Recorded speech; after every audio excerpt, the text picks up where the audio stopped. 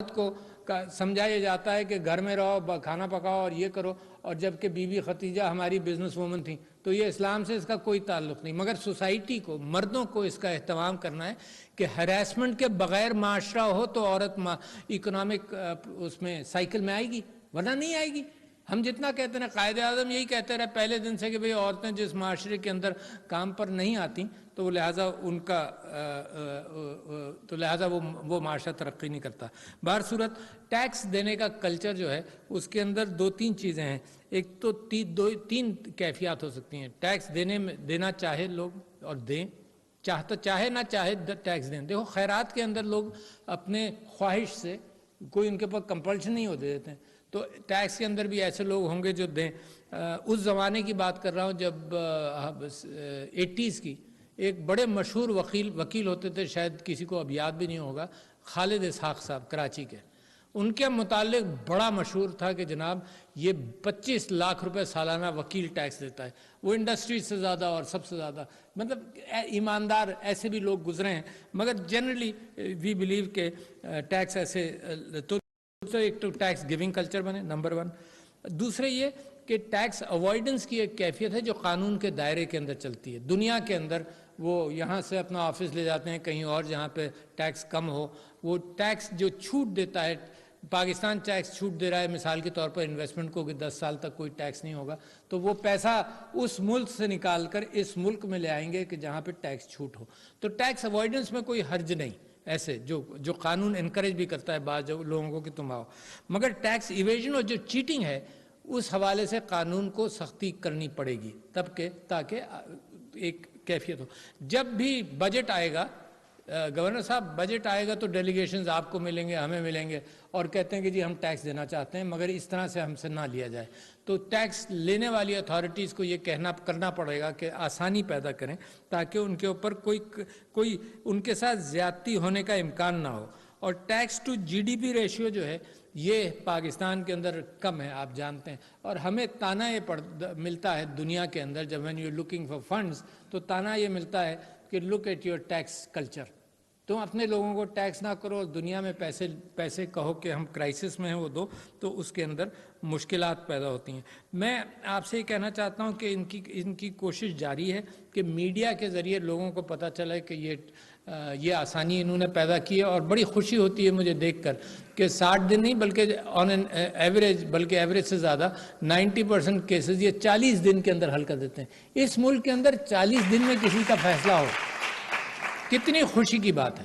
تو اس کا پرچار اور اس کو لوگوں تک اس بات کو پہنچانا بے انتہا ضروری ہے کہ پیپل شوڈ بی اویئر کہ جی یہ ایک آسانی ہے، اور یہ ٹیکس کے بغیر کوئی نظام نہیں چلتا، مگر ٹیکس کو آسان کرنے کے اعتبار سے مسائل بنے تو مسائل کو حل کرنے کے اعتبار سے کرنا چاہیے۔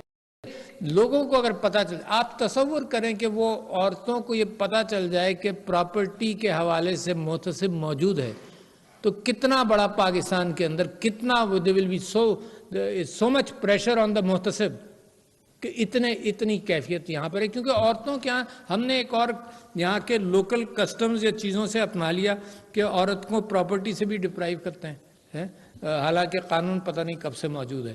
تو جناب علی آپ سب لوگوں کا میں مشکور ہوں، خاص طور پر وہ ایڈوائزرز جو انہوں نے آپ میں سے بہت سارے چیمبر سے ریکویسٹ کر ایڈوائزرز بھی لے لیے ہیں تاکہ وہ مدد کرے، کیونکہ انصاف کے لیے، انصاف دینے کے لیے کوئی اسپیشل ٹریننگ کی ضرورت نہیں ہے۔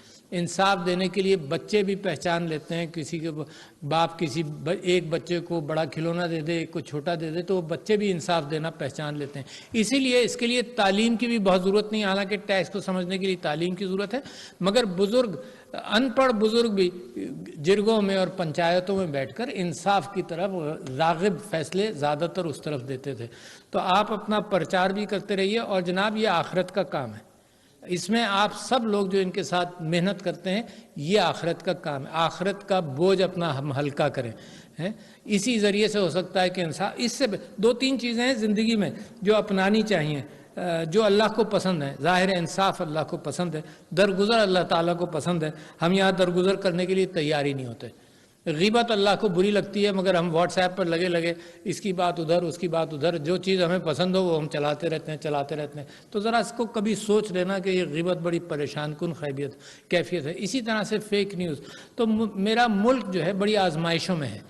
میں اللہ سے دعا کرتا ہوں اور میں سمجھتا ہوں کہ اس کا پوٹینشل اتنا بڑا ہے کہ اگر یہ چھوٹی چھوٹی چپقلشوں میں پڑا رہے تو یہ ترقی نہیں کرے گا. دنیا اور تیز ہوگی. پہلے جو میں نے اور آپ نے دیکھا تھا، جو سفید بال والے لوگ ہیں، انہوں نے جو تیزی دنیا کی دیکھی تھی اس سے کہیں زیادہ تیز ہو گئی ہے دنیا.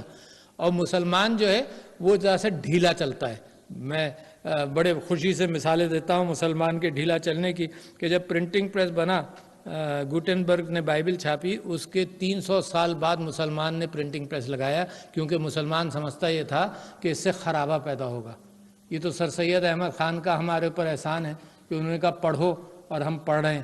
ورنہ ہماری تو آج بھی یہ کیفیت ہے کہ جو چیز ہمیں پسند نہیں آتی اس کو ہم بند کر دیتے ہیں. یوٹیوب ہم 2 سال بین بھی کر چکے ہیں.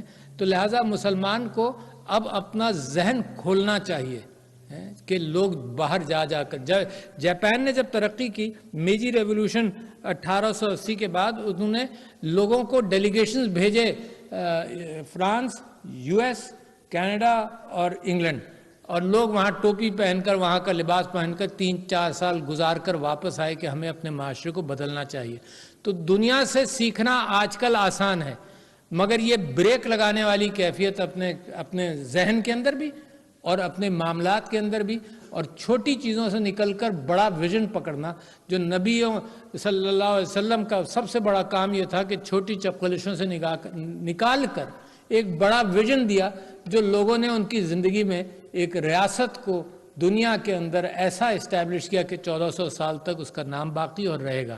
تو میں اس امید پر کہ پاکستان بھی اسی ریاست کے اعتبار سے اپنا ویژن تلاش میں ہے، اس کو ہے اس کے پاس، مگر اس کے اندر وہ فورس نہیں ہے، وہ ایکسیلریٹر نہیں ہے قوم کے اندر جس کے ذریعے وہ ویژن حاصل کیا جا سکتا ہے. تو شکریہ خواتین و حضرات. اللہ تعالی ہمیں کامیاب کرے.